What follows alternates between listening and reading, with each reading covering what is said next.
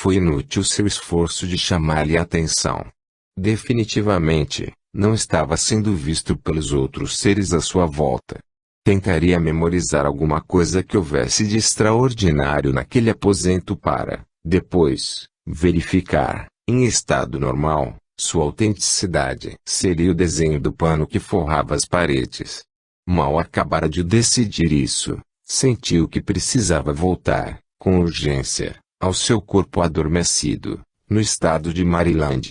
Não sabe como saiu da casa onde se encontrava Alice, nem como chegou à sua casa.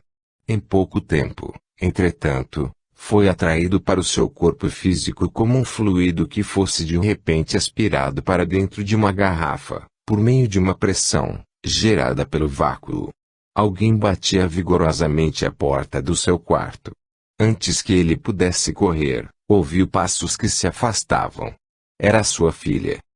Agora, acordado, olhava para o teto a ver se conseguia divisar, lá, o seu corpo flutuante e leve. Nada.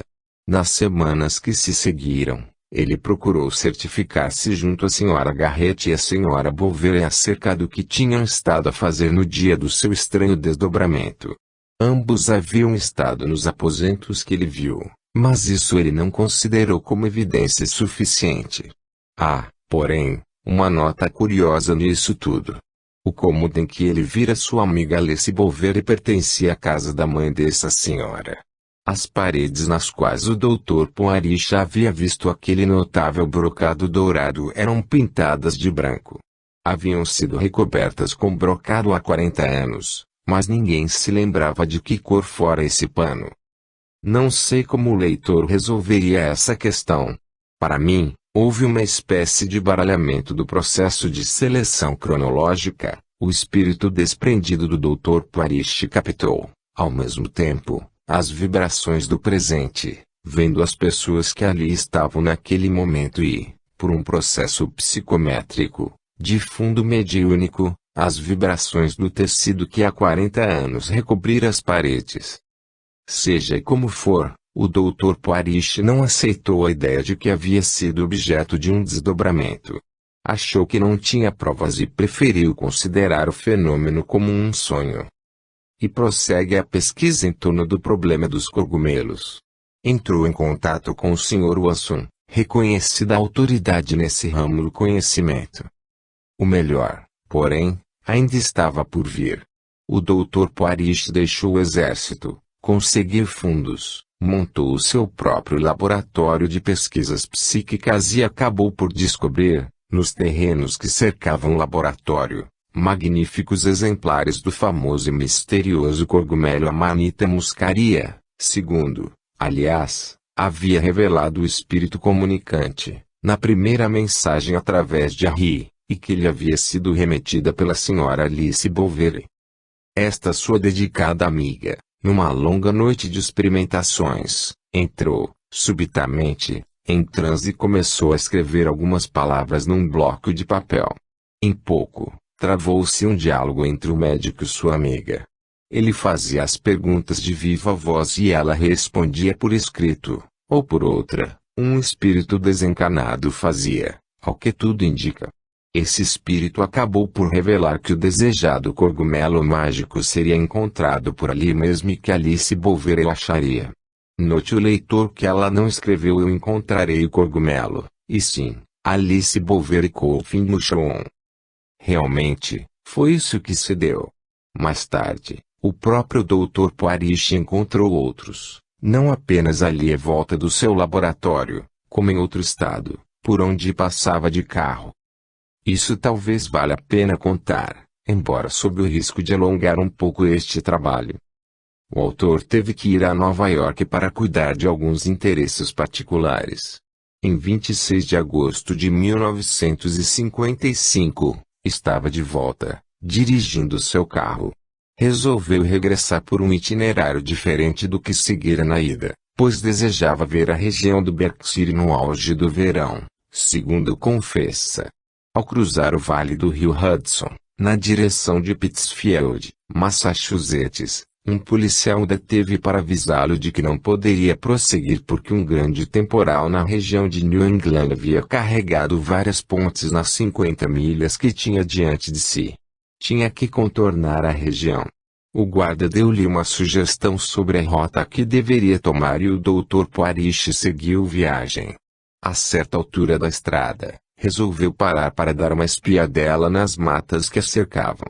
Deixou o carro à beira da estrada e desceu por uma trilha aberta no mato. A 50 metros de distância, encontrou, emocionado, um magnífico exemplar da Amanita muscaria, desejado cogumelo sagrado, brilhando com a sua luminosidade dourada à sombra do arvoredo.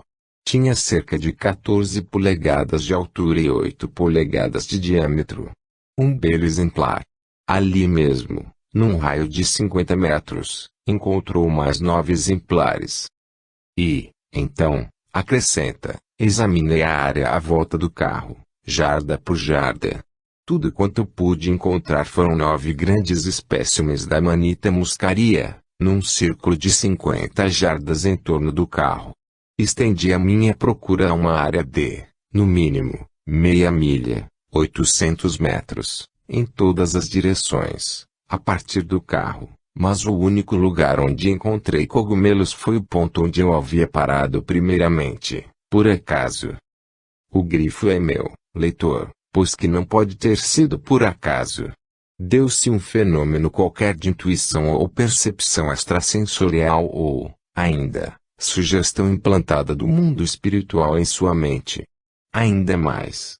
Ele resolveu ficar na cidade mais próxima, demorou-se na região por vários dias, fez extensas pesquisas entre a população local, percorreu minuciosamente cerca de 5 milhas quadradas, ou seja, mais de 8.000 metros quadrados e não encontrou nenhum cogumelo mais.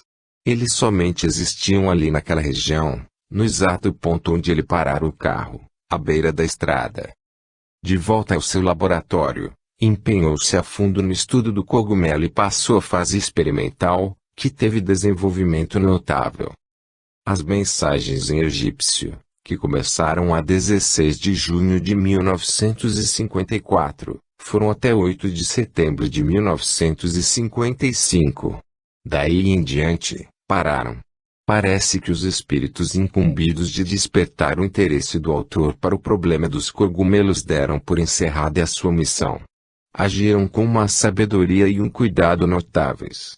A meu ver, pouca chance teriam de interessar o jovem e brilhante cientista no assunto com uma simples mensagem mediúnica, sugerindo-lhe que iniciasse pesquisas com o cogumelo. Era preciso que fosse capaz de aguçar-lhe a curiosidade científica sem nenhum conteúdo oculto ou iniciático de falso misticismo. Sabiam os espíritos condutores das experiências que, depois de engajado na pesquisa, o médico não a deixaria mais, tão fascinante era ela. E o Dr. Poirish não é de fazer as coisas pela metade. Merece respeito um homem que se decide a estudar egípcio para decifrar, em primeira mão, alguns sinais que lhes são transmitidos de maneira pouco usual. Mas, ele foi além, porque estudou a história egípcia e empenhou-se também no problema do próprio cogumelo. No primeiro contato que teve com o assunto, foi necessário recorrer à Enciclopédia Britânica, pois seu conhecimento era apenas limitado ao tratamento médico exigido em casos de intoxicação por cogumelo. Em pouco tempo, estava ele em condições de decifrar o enigma do cogumelo, decompondo e isolando alguns dos seus princípios ativos. Seria abusar do tempo do leitor, descrever as excelentes observações que ele apresenta. E não para aí. Faz um estudo de línguas comparadas, envereda pelas pesquisas folclóricas para descobrir as origens do ritual sagrado dos cogumelos. Sua erudição é uma coisa impressionante, como também a segurança e simplicidade com que cuida dos assuntos expostos com tanta lucidez. Quero, entretanto, transmitir ao leitor um apanhado das conclusões do autor, e para elas rogo sua atenta consideração. Primeiro, fala sobre a prece, classificando a experiência pessoal. Existem hoje, prossegue, Muitos grupos em igrejas cristãs que acreditam, e praticam, ser a prece uma operação conscientemente dirigida, capaz de acelerar o crescimento das plantas, curar doentes e integrar mente e alma. Qualquer que seja a verdade acerca da prece, tenho a impressão de que ela atua realmente assim. I'll have the feeling that it does so work. Tendo presenciado surpreendentes exemplos dos efeitos que produz. Na minha opinião, qualquer que seja a realidade sustentadora da prece operante, e não sei defini-la traço, é a mesma realidade que deve conter a técnica que proponho para as experiências de 1200. Preciso esclarecer ao leitor o que entende o Dr. Poirish por 1200. Essas 3 letras são as iniciais da expressão inglesa Mobile Center of Consciousness. Isto é, centro móvel de consciência. Diríamos, os que conhecemos um pouco da doutrina e dos fenômenos espíritas, que é o desdobramento do espírito, quando parcialmente e temporariamente se separa do seu corpo físico, conservando, ou não, a consciência do que fez ou pensou enquanto afastado. Importante, porém, é o reconhecimento científico da prece por um homem do gabarito intelectual do Dr. Poirish, como instrumento capaz de atuar inquestionavelmente sobre o espírito e sobre as coisas vivas. Mas, ele não deseja deixar outras questões em suspenso. O que pensar do que ele chama personalidade Rautep, isto é, a entidade ou pessoa que se manifestou com essa identificação? Diz ele que não pôde experimentar com essa realidade, somente pude, prossegue, eliminar os fatores atribuíveis à fraude, ao erro de observação ou ao engano. Quer isto dizer que ele está seguro de que não ocorreram essas hipóteses, o que lhe deixa, segundo confessa, com um inexplicável resíduo de realidade. Na tentativa de explicar esse resíduo, examinou muitas hipóteses das que existem já formuladas, colhendo-as especialmente entre os seus amigos.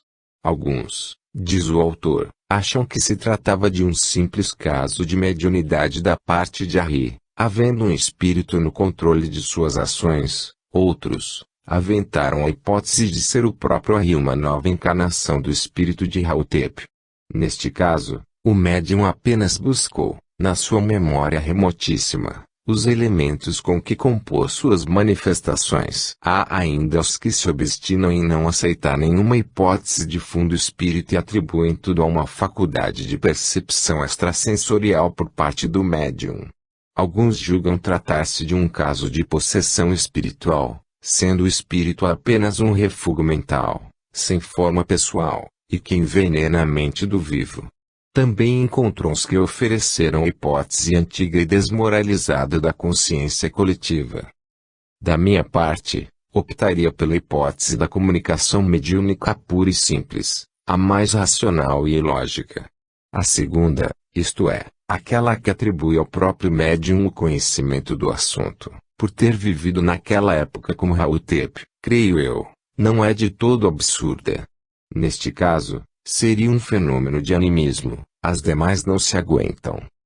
O Dr. Poirish, não sei se por escrúpulo ou mero espírito dubitativo, declara ser-lhe difícil aceitar a maior parte dessas sugestões, sacadas às prateleiras das ideias psicológicas e religiosas. Concorda plenamente, entretanto, em reconhecer atrás da fachada da personalidade Rautep uma orientação inteligente. Nem poderia deixar de fazê-lo. Aqui, há um ponto muito interessante que o autor tem que reconhecer também, e o faz honestamente, seria ela, a inteligência manifestante, capaz de fazer crescer um cogumelo numa área de 400 jardas quadradas da superfície da Terra e depois predizer o aparecimento desse cogumelo com 2 dias de antecedência. A pergunta é formulada porque, segundo o próprio autor informa, o cogumelo encontrado por sua amiga Alice Bouverie foi, então, o primeiro e único em toda a superfície de quilômetros quadrados. E isto, diz ele, não parece coincidência fortuita. Ao que parece, a opinião é minha agora, leitor, os espíritos empenhados neste maravilhoso trabalho selecionaram o pessoal encarnado que devia integrar o grupo, manifestaram-se em egípcio para interessar um cientista de valor no assunto. Fizeram crescer naquela região um magnífico exemplar da Amanita muscaria e, depois, indicaram a pessoa que iria encontrar e quando e onde. É um trabalho muito preciso e muitíssimo delicado. O esporo que produz o cogumelo pode perfeitamente ser trazido por um fenômeno comum de transporte, no qual o objeto é desmaterializado num ponto e rematerializado no outro. Quanto à época em que o cogumelo deve ser colhido, tem que ser de precisão cronométrica, porque, segundo esclarece o autor, ele só se desenvolve sob condições ideais de umidade e temperatura, especialmente depois de chuvas intensas, mas não temporais. Atinge rapidamente a maturação e, em algumas horas, entra em decomposição, sendo necessário colhê-lo exatamente no ponto máximo de desenvolvimento, que dura umas poucas horas. Mas, ainda temos que ver um pouco do que diz o Dr. Poarish no seu admirável livro. Diz ele que a personalidade de Raute parecia perfeitamente finita e consistente, tal como evidenciado nas declarações feitas acerca da sua vida pessoal, no consistente emprego da forma arcaica da língua egípcia e em alguma tênue identificação com Rautep histórico. Sendo assim, estou inclinado a aceitar experimentalmente sua existência como personalidade desencarnada que possa ter vivido no Antigo Egito. Mais adiante, observa, minha verdadeira impressão sobre o significado deste caso é a de que existe uma realidade inteligente no cosmos que independe de sua manifestação em corpos finitos ou almas finitas. Tanto quanto posso entender, isto quer dizer que o autor reconhece a existência do espírito imaterial independente do corpo físico que possa eventualmente ocupar. Admite também, com certas ressalvas, que os mortos possam comunicar-se conosco, mas estranha que o que declarem nas suas mensagens não seja diferente, em qualidade, do que dizem os seres humanos que tenho conhecido. É lógico, doutor. Os espíritos desencarnados são apenas seres humanos sem corpo material. Suas ideias são praticamente as mesmas que levaram daqui, em muitos casos têm compreensão ligeiramente melhor, em outros, têm-na muito melhor que dantes, como encarnados. Ainda em outros, acham-se tão presos à matéria que nem sequer chegam a compreender que estão mortos, isto é, desencarnados. Mas o Dr. Poarish está definitivamente no caminho certo, pois, logo abaixo, na conclusão final do seu trabalho especulativo, declara enfaticamente: não duvido de que existam inteligências desencarnadas. Para mim, nada mais são que faces opostas da mesma medalha. Se conseguirmos compreender completamente uma delas, acredito chegaremos a entender a outra.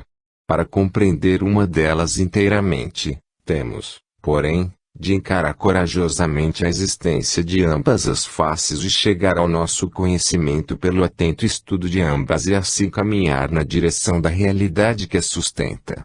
A sugestão conclusiva do Dr. Poarish é a de que a ciência tem a chave do problema no fenômeno da separação entre o espírito e sua parte material, a que ele chama 1200, como já vimos como também dispõe a ciência dos recursos necessários para promover essa separação em laboratório e estudar suas implicações.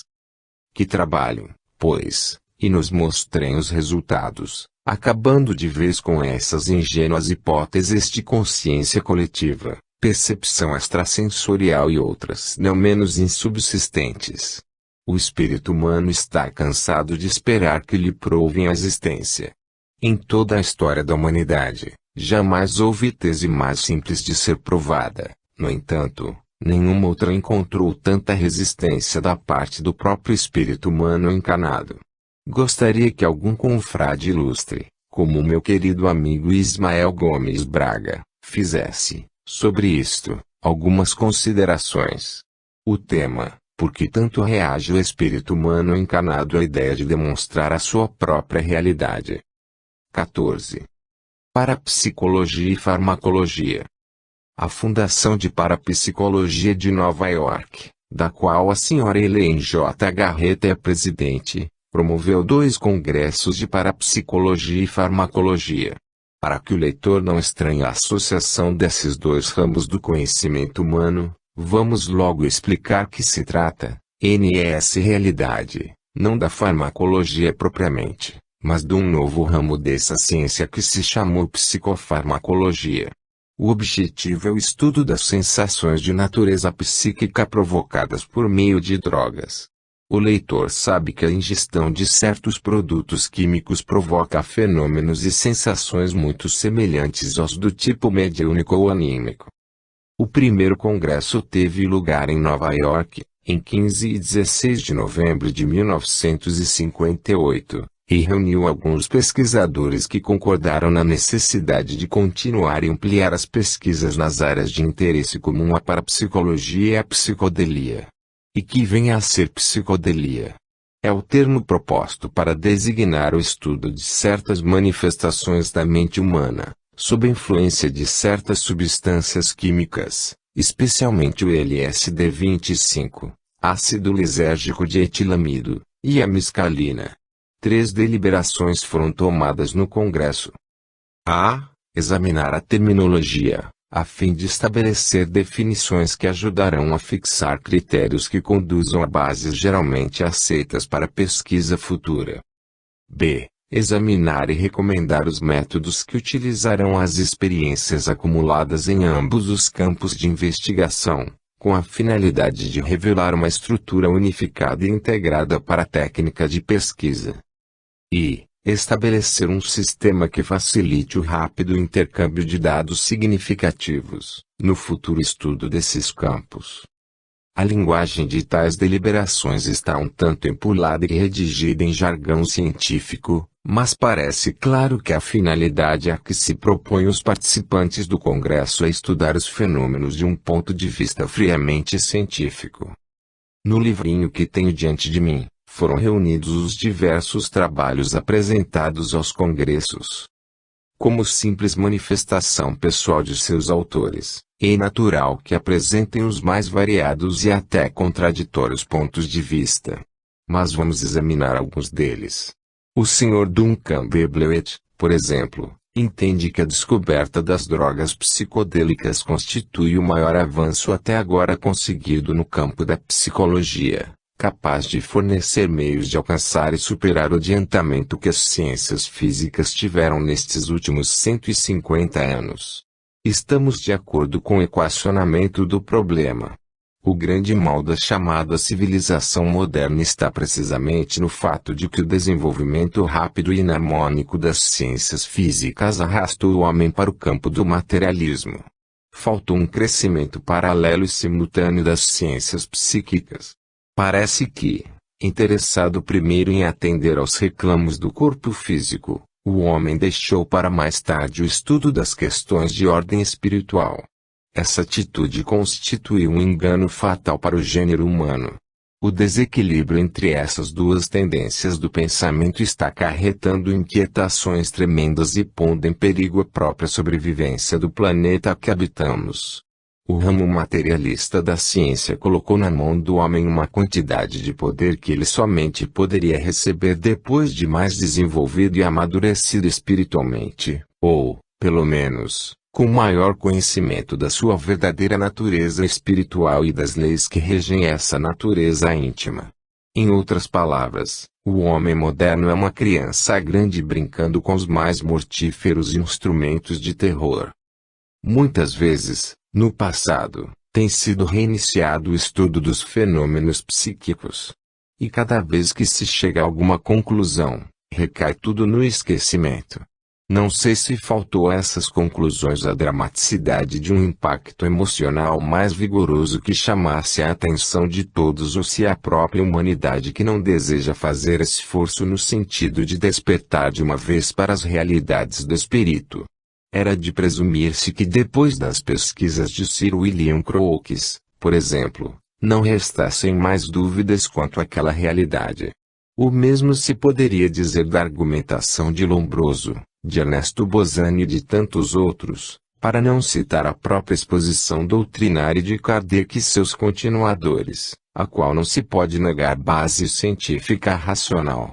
Mesmo abstraindo-se da parte religiosa da codificação kardeciana, que a ciência tem por norma recusar sistemática e cegamente, ainda fica um bloco solidíssimo de conceituação nitidamente filosófica e com inegável apoio na lógica, que aponta para a realidade da existência e sobrevivência do espírito. Fato curioso, no entanto, é que basta um cientista de renome reafirmar essas verdades para ficar imediatamente sob suspeita ou ser totalmente rejeitado pelos seus colegas de tipo mais acadêmico.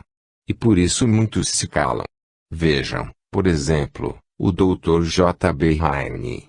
Por enquanto vai muito bem e os resultados de suas pesquisas, apesar da habitual resistência sempre encontrada nos meios científicos, vai sendo, se não aceita, pelo menos examinada. No dia, porém, em que lançar o peso de sua autoridade para afirmar a existência e a sobrevivência do espírito humano, então veremos a cortina de silêncio descer sobre seu nome. Este artigo é de 1961. Mas, voltemos ao Dr. Blewett. Este pelo menos reconhece a necessidade de empregar melhores métodos e instrumentos de pesquisa no campo da parapsicologia. Usar os métodos científicos e experimentais da atual psicologia nos domínios da investigação paranormal é o mesmo que tentar medir a distância até a Lua com uma varinha yardstick. De fato já é tempo de compreenderem os cientistas que os métodos de pesquisas usualmente empregados nos outros ramos da ciência nem sempre servem à pesquisa do espírito. Não adianta querer aprisioná-lo e colocá-lo entre as lâminas do microscópio eletrônico. Isso é de uma trágica ingenuidade. O problema mais sério, não obstante, são as conclusões apressadas. Quando Sir William James fez algumas experiências com óxido nitroso e obteve um estado místico, não faltou quem dissesse que a religião era função de um composto químico. O Sr. Fraser Nicol, citado pelo Dr. Blewett, teme que, diante das novas experiências com LSD, a religião organizada venha logo bradar que a religião deve ser encontrada no Calvário e não nas usinas da Park Davis ou da Eli Lilly. E não deixaria de ter razão, porque, se alguém precisa tomar drogas para atingir um estado de religiosidade, é uma lástima. Acredito que seja ainda muito cedo para misturar religião e parapsicologia, ou religião e psicodelia, ou que outros nomes tenham esses ramos de pesquisa. O que temos visto no passado pode resumir-se em duas alternativas: ou a pesquisa encontra mesmo o espírito e o proclama, ou dá num beco sem saída porque os pesquisadores não têm suficiente lucidez para trilhar o caminho que escolheram. Tanto no primeiro caso, como no segundo, todo o trabalho tem resultado invalidado igualmente para as religiões organizadas e para os cientistas cépticos. Será que vai ser diferente com a parapsicologia? Temos o direito de alimentar algumas dúvidas a esse respeito, mas não vamos retirar-lhe o crédito de confiança que lhe cabe.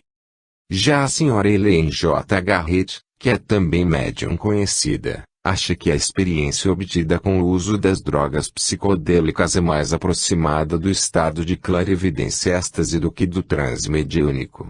Considera, porém, que ainda é muito pouca informação sobre o assunto para que se possa fazer um juízo seguro sobre ele. O Sr. Abramofer, que vem estudando o assunto desde 1951, entende que a parapsicologia está ainda na fase inicial de pesquisa, na qual o fenômeno é apenas descrito.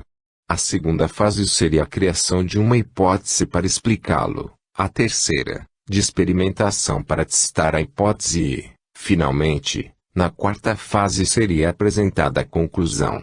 Lembra que os fenômenos parapsicológicos ainda não são aceitos universalmente pela ciência, apesar de que muitos estão firmemente convencidos de sua autenticidade. Oferece duas razões pelas quais os fenômenos ainda não estão sendo aceitos. Primeiro, porque os métodos estatísticos são incorretos, e, segundo, porque uma demonstração clara desses fenômenos invalidará as teorias da relatividade. No seu entender, os métodos estatísticos até aqui empregados não se aplicam aos fenômenos biológicos. Acredita necessário criar novos métodos matemáticos para avaliação do fenômeno. Quanto à objeção dos relativistas, acha que não tem grande significação, pois que, uma vez estabelecida a autenticidade científica do fenômeno, os físicos juntarão seus esforços aos pesquisadores da parapsicologia para encontrar as necessárias explicações. O Sr. Francis Huxley considera importante, para a pesquisa com as drogas, a cooperação do médium já desenvolvido. O Sr. David Kahn, um psiquiatra profissional, acha que a parapsicologia é uma espécie de corpo estranho no seio da ciência moderna. Não pode ainda ser aceita porque, na fase atual, é indigesta e indigestible. E se pergunta onde estaria a falha que impede a aceitação da parapsicologia. Talvez tenha havido algum erro inicial, por conta do entusiasmo do primeiro instante. Sua conclusão final é a de que é preciso começar tudo de novo, examinando todo o caminho percorrido até agora. Por isso é que costumo afirmar que não tenho grandes esperanças nesses métodos de pesquisa em torno do espírito humano. Estão sempre recomeçando. O Sr. Robert W. Laidlaw informa que, na sua opinião, o emprego das referidas drogas abre uma nova picada para a compreensão do fenômeno mediúnico. Citando o Dr. Ian Stevenson, declara que as drogas psicodélicas removem o mecanismo inibidor da mente, trazendo a criatura para os domínios da psicopatologia ao mesmo tempo em que nos dá uma grande compreensão do universo e nossa posição nele. A experiência parece assemelhar-se, de certa forma, não somente ao êxtase, como também à consciência cósmica da yoga. J. Frazenicon e Betty Aganicon apresentam um pequeno estudo sobre o uso experimental dos compostos químicos. Os autores depositam esperança em que tais compostos sirvam de instrumento para melhor compreensão da impressão psíquica. Acham que a procura consciente do fenômeno psíquico raramente é coroada de êxito. Estamos de acordo com os autores. É esse precisamente um dos grandes obstáculos à pesquisa, porque o fenômeno psíquico não ocorre à nossa vontade, quando queremos e nas condições que desejamos. Acrescentam os autores que há pouca afinidade entre os experimentos com as cartas de baralho e as manifestações da mediunidade. Naturalmente que tem que haver. Temos assinalado, com frequência, que os parapsicólogos ainda não chegaram à distinção entre os fenômenos de natureza espírita e os de natureza anímica. É uma pena. Como dizia o nosso lúcido e querido Ismael Gomes Braga, há pouco tempo, se a coisa vai nesse passo, daqui mais um século cientistas vão descobrir Allan Kardec. De forma que, em vista da dificuldade em obter resultados práticos com as experiências estatísticas que a parapsicologia vem utilizando, entendem os autores que é urgente o auxílio da farmacologia, para provocar os estados psíquicos necessários aos estudos. Acham mesmo que em contraste com os magros resultados da experiência com o baralho Zener, é muito mais espetacular a evidência que emerge dos 4 estados diferentes que os autores classificam de mediunidade, automatismos, sonhos ou estados de semivigília e, finalmente, experiências espontâneas em estado de vigília. É evidente o desconhecimento, digamos técnico, que os autores revelam dos fenômenos psíquicos. O que chamam automatismo e a que nós chamaríamos psicografia é, em si mesma, um fenômeno mediúnico, muito embora tanto possa ser espírita como anímico. Também os demais casos poderiam ser considerados meras manifestações mediúnicas. A conclusão dos autores é a de que todos esses fatos nos autorizam a concluir que o consciente inibe e distorce a expressão dos impulsos psíquicos. A que não concordamos. A nossa experiência espírita informa, ao contrário, que há mediunidade consciente e inconsciente. Na primeira, não é necessário anular o consciente para que o fenômeno se produza. O Dr. Carlos Oziz, diretor de pesquisa da Fundação de Parapsicologia de Nova York, informa que tem conduzido muitas experiências com médiuns. Também ele redescobriu o fato de que tais médiuns falham constantemente quando submetidos a certos controles, sob a tensão da expectativa. Isto faz lembrar uma pequena história que li há pouco no livro The Sky People de Brinsley e Poertrench. Certa vez, um homem passava carregando um peixe muito grande. Encontrou-se com outro homem que nunca tinha visto um peixe, nem grande, nem pequeno ou de qualquer tamanho, e nunca tinha visto quantidade maior de água do que a que podia conter o balde onde sua esposa lavava os pratos. "Que é isso?" perguntou ele ao homem que levava o peixe. "Isto é um peixe. Que é que ele faz?" "Ele nada." Muito confuso, o homem perguntou ainda. "E daí?" "Que é nadar. É feito na água, assim." E o homem fez os gestos explicativos, com uma das mãos. O outro olhou para o peixe com uma grave expressão de cepticismo e disse, muito seguro de si: "Isso é impossível. Não existe tanta água assim, num só lugar." "Existe do outro lado da montanha", foi a resposta. "Mostre-me como é que ele nada", exigiu o séptico. "Então vamos atravessar a montanha até ao lago, que eu lhe mostrarei", disse o homem do peixe, de maneira conciliatória, e se pôs a caminhar. "Espera aí, meu amigo", gritou o séptico.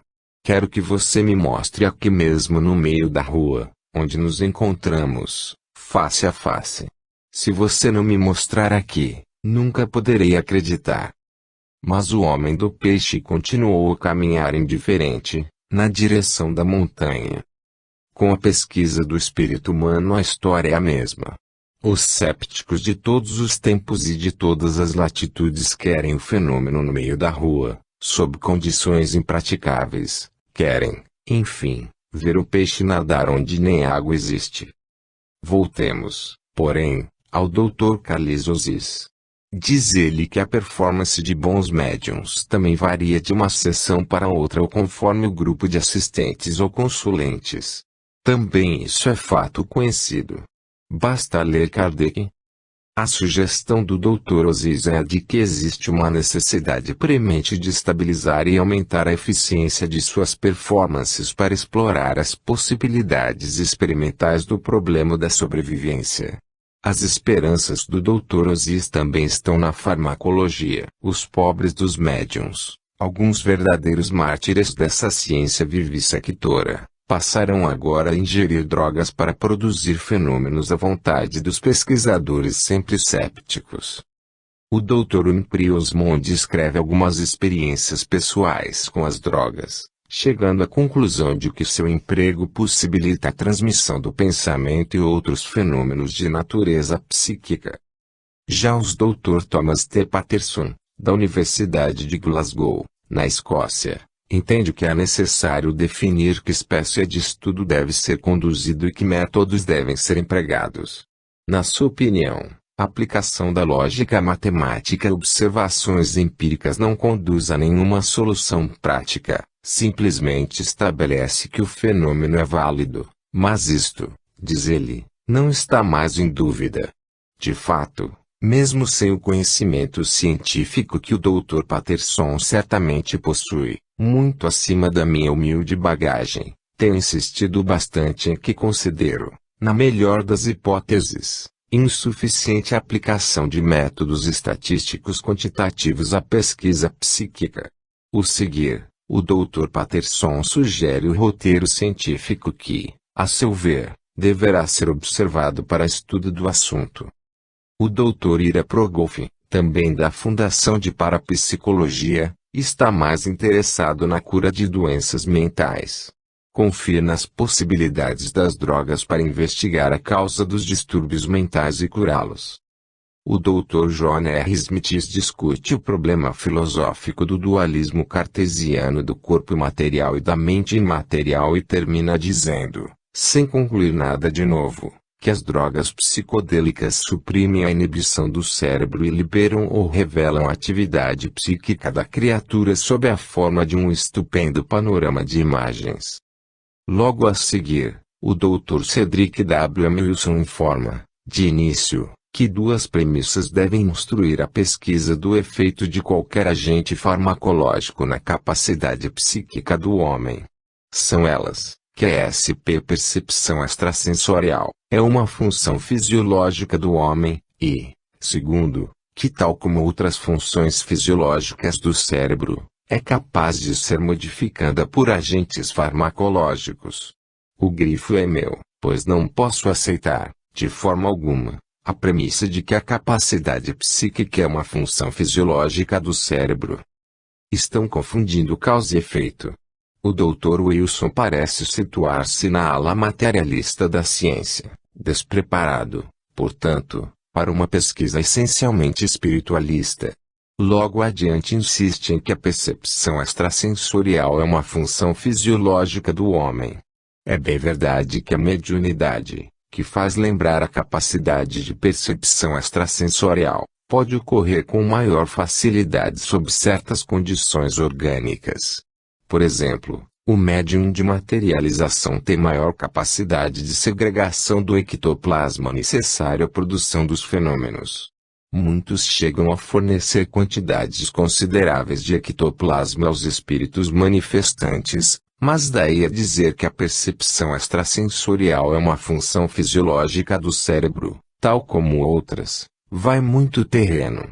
Isso é concepção superada da escola materialista, que acreditava ser o pensamento uma secreção do cérebro da mesma forma que o suco gástrico é produzido pelo estômago.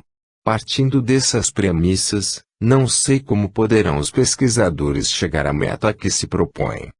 Finalmente, a senhora Olga Warhol procura descrever as sensações que experimenta durante o trabalho mediúnico. Na mediunidade clarividente, diz ela, é como se o alto da cabeça estivesse aberto e um facho de luz afunilado saísse do ponto conhecido por moleira. No estado de clarividência, parece que a testa está amplamente aberta. O papel dos olhos é secundário, o centro de atração é o que é visto com a testa. Pessoas e cenas aparecem tal como num filme, mas sem a tela. Às vezes há cor e às vezes somente em preto e branco. Esta descrição coincide com a concepção ocultista do terceiro olho, localizado, segundo os mestres, entre as sobrancelhas. Outros fenômenos são apreciados pela senhora Warhol, como, por exemplo, o dom da psicometria, a cura espiritual, o conhecimento do conteúdo de uma carta fechada, a história dos objetos e seus possuidores, a faculdade de diagnosticar uma doença pela simples imposição da mão sobre o paciente, a faculdade de encontrar uma pessoa pela primeira vez e saber tudo sobre ela, predizendo até mesmo seu futuro. Tudo isso, diz a senhora Warhol, singelamente, são dons que, apesar de inexplicáveis, existem. Examinaremos, a seguir, os temas discutidos na segunda conferência realizada de 6 a 10 de novembro de 1959, em Saint-Paul-de-Vence, na França.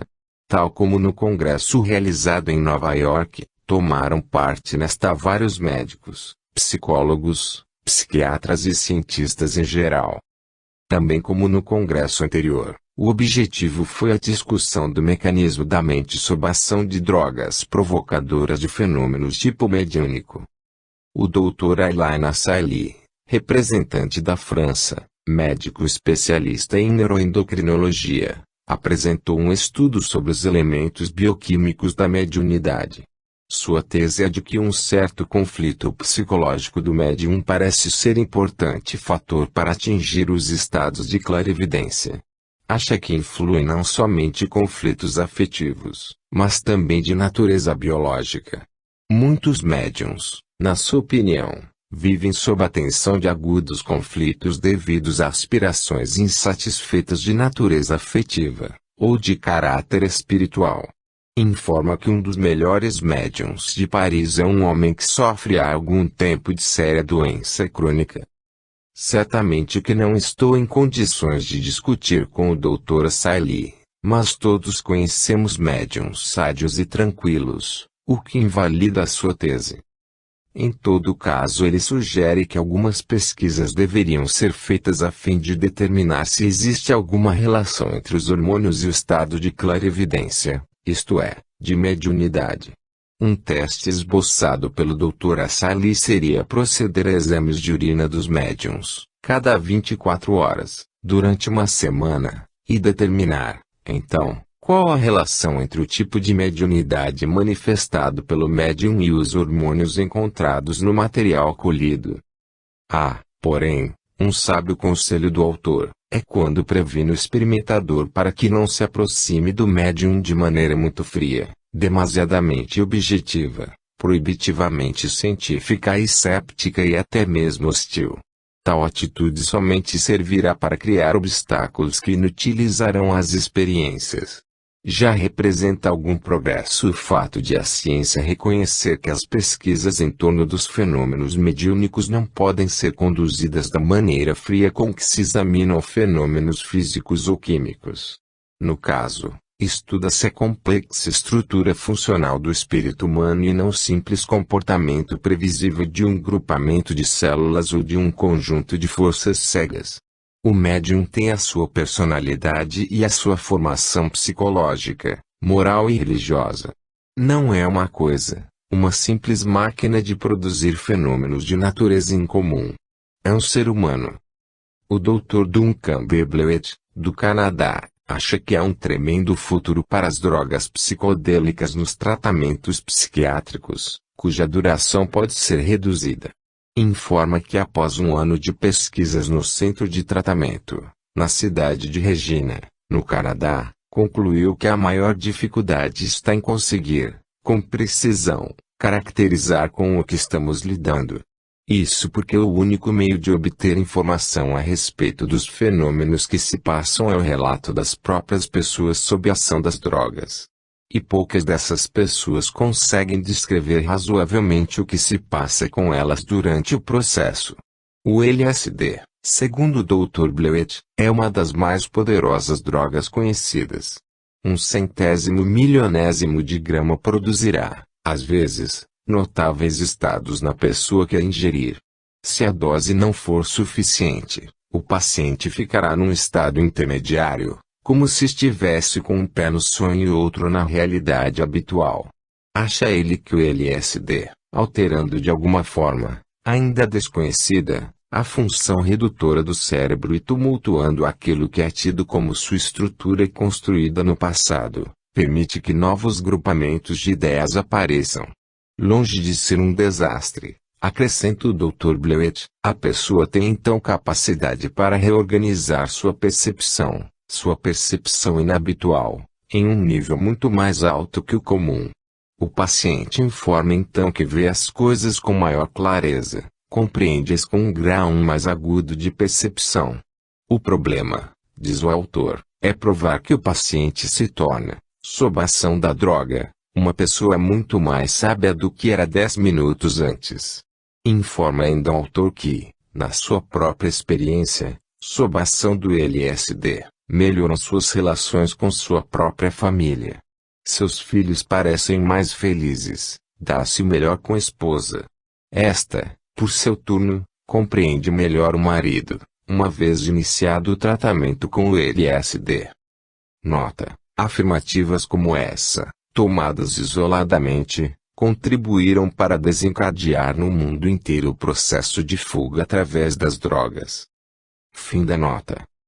O Dr. Roberto Cavana, representante da Itália, interessa-se mais detidamente pelo aspecto químico das reações que as drogas possam causar quando postas em contato com as substâncias orgânicas existentes nas diferentes regiões do cérebro físico. Relata experiências pessoais nas quais, ingerindo 5 mg de metanfetamina, presenciou um vívido cortejo de imagens, independentes de sua vontade, mas, na sua maioria, relacionadas com cenas reais de seu passado remoto. Acha que indicações preciosas poderão ser obtidas com o uso do LSD-25 e da psilocibina. Já a Sra. Elaine J. Garrett, dos Estados Unidos, discorre sobre o tema psicofarmacologia equipara-se à mediunidade. Começa por dizer que sua própria experiência autoriza a declarar que o uso do LSD exalta a experiência mediúnica, mas não a técnica de procurar adivinhar os símbolos das cartas do baralho Zener que, Na sua opinião, nada tem a ver com a mediunidade. Embora ela não acrescente outros esclarecimentos, pode-se admitir que falta, para melhor compreensão de tais fenômenos, a distinção entre animismo e espiritismo. O seguir, a autora descreve seus estados de transe mediúnico, obtidos, segundo declara, por processos de respiração. Informa, então, que ouve frequentemente vozes que aconselham e orientam, como por exemplo, você tem certa quantidade de trabalho a fazer e deve fazê-lo completamente bem. O que é surpreendente, no entanto, é o comentário da autora. Diz ela, não consegui ainda encontrar um analista que pudesse dizer-me se essas vozes são alucinações ou o que são. Julgo que são de orientação íntima. Ora, com a experiência que tem a autora, não poderia mais ter dessas dúvidas se, paralelamente à sua atividade prática como médium, tivesse um conhecimento doutrinário mais profundo. Acha ainda a autora que as diferenças entre a experiência mediúnica e o estado de exaltação obtido através da ingestão de LSD são muito marcantes. De suas experiências mediúnicas nada fica na memória, enquanto que a experiência, com a droga, resta bem vívida na memória, ao retornar ao estado natural. Creio que também aqui faltou certo conhecimento doutrinário, pois que há vários tipos de mediunidade. Provavelmente as conclusões da senhora Garrett não seriam as mesmas se em vez de médium inconsciente, como parece ser, fosse médium inconsciente. O comentário do Sr. J. L. Halliday, da Grã-Bretanha, nada apresenta de especial interesse, na minha opinião. Seu título é A Prática da Introversão Ativa, que, pela descrição, parece mais um método de concentração atuando sobre certos centros diretores da percepção extrasensorial. Rosalind Wood, também da Grã-Bretanha, apresenta um pequeno ensaio informando que a personalidade se altera sob a ação da mescalina. Abraham Offer, do Canadá, diretor de psiquiatria do Hospital Universitário de Saskatoon, assinala que uma coisa chamou sua atenção, tanto no Congresso de Nova York, como no da França, é que os sensitivos atravessam uma fase preparatória, como se fosse uma espécie de ritual, antes de passar ao transe. Oferece, então, sua hipótese, que pode ser formulada nos seguintes termos: a sensibilidade mediúnica depende de uma determinada taxa de adrenalina no organismo. As variações no índice de adrenalina produzem o estado de tensão necessário à eclosão de fenômenos extraordinários. O mesmo aconteceria, então, com o LSD, que estimularia a liberação de adrenalina, para depois fazê-la baixar subitamente. O desequilíbrio provocaria o estado de exaltação já mencionado. Sua conclusão, um tanto precipitada a nosso ver, e a de que se pode produzir um sensitivo, isto é, médium, por meio de drogas. Acrescenta que, na sua opinião, o sensitivo necessita de um período de tensão seguido de um período de relaxamento. Como não sou médium, nem tenho experiência de tipo científico com médiums, não posso dizer grande coisa sobre essa conclusão, mas tenho a impressão de que seria arriscado colocar nesse único quadro todos os médiums indistintamente. Francis Huxley, dos Estados Unidos, começa seu trabalho por afirmar que o grande obstáculo da parapsicologia tem sido livrar-se dos componentes subjetivos de seus fenômenos e colocar-se na área dos fatos objetivos. Acho o Sr. Huxley, e com ele concordamos neste ponto, que o elemento pessoal é a chave do fenômeno de percepção extrasensorial. Não adianta querer estudar a ESP por meios mecânicos. Sugere que uma das primeiras preocupações dos parapsicólogos deveria ser não no sentido de trabalhar para investigar a percepção extrasensorial, mas treinar seus pacientes no exercício de suas faculdades subjetivas. O Dr. Khalil Aziz, dos Estados Unidos, relata as experiências da Fundação de Parapsicologia com médiuns sob influência do LSD. As reações dos médiuns foram, de modo geral, idênticas. Todos se sentiram donos de conhecimentos filosóficos, como também experimentaram a necessidade de fazer profecias. Um deles viu personalidades espirituais em torno dos experimentadores. O Dr. Humphrey Osmond, do Canadá, sugere novas técnicas de investigação. Também ele está interessado em estudar as possíveis relações entre a mediunidade e a experiência psicodélica. Acrescenta que no Congresso de Nova York, pela primeira vez, sensitivos e cientistas compareceram em pé de igualdade a um conclave. Em lugar de ficarem na posição de cobaias, os médiuns tornaram-se assistentes dos investigadores. Até aqui muito bem.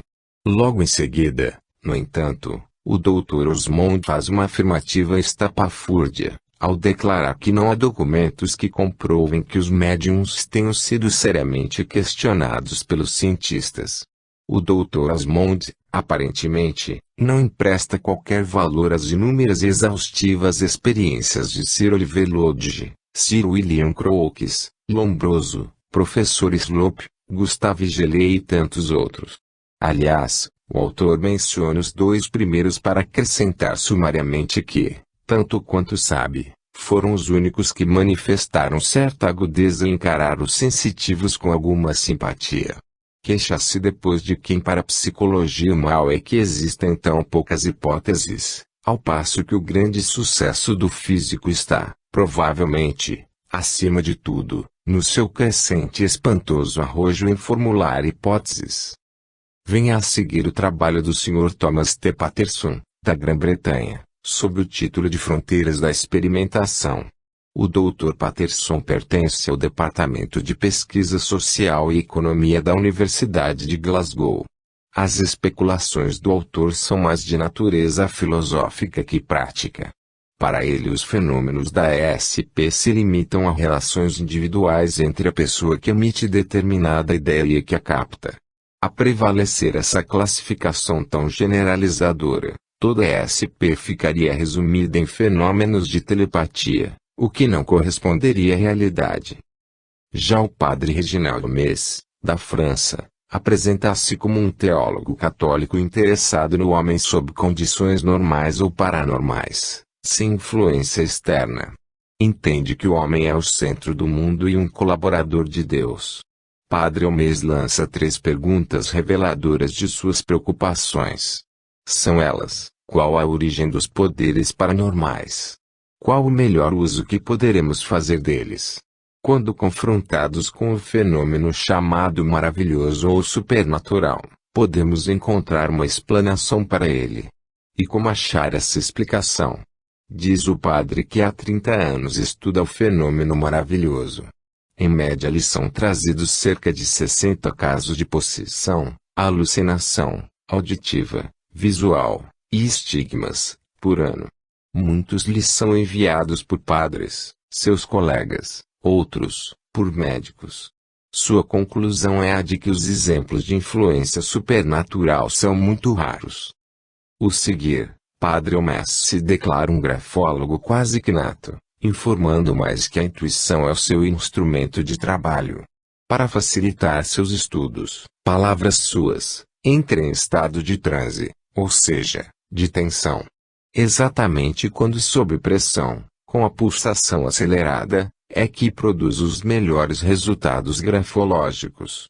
No fim, apresenta a sua palavra conclusiva, ressalvando, porém, que considera não científico tirar conclusões de suas observações e experiências. Oferece, no entanto, o que classifica de impressão pessoal. Pensa que tais poderes existem, em graus variados, em todos os seres humanos. Como aparecem em certas circunstâncias especiais, significa que tais poderes sempre existiram na natureza humana, tendo sido mais amplamente desenvolvidos do que o são agora. Algumas pessoas, naturalmente, são mais bem dotadas que as outras, acrescenta o Padre Mes. A telepatia existe, em certo grau, em todos. O Dr. Emílio Servadio, da Itália, escreve sobre critérios psicológicos e métodos de testes. Declara-se estimulado pelos assuntos discutidos no Congresso, que cuidou de 3 ramos de conhecimento de alta importância: a psicofarmacologia, a psicologia profunda e a parapsicologia. Entende que um dos objetivos da pesquisa será colocá-las juntas e verificar como se influenciam elas mutuamente. Finalmente, o Dr. John R. Smith, dos Estados Unidos, informa, numa breve comunicação, que um dos principais problemas da parapsicologia está em que ela não é aceita pela maioria dos cientistas como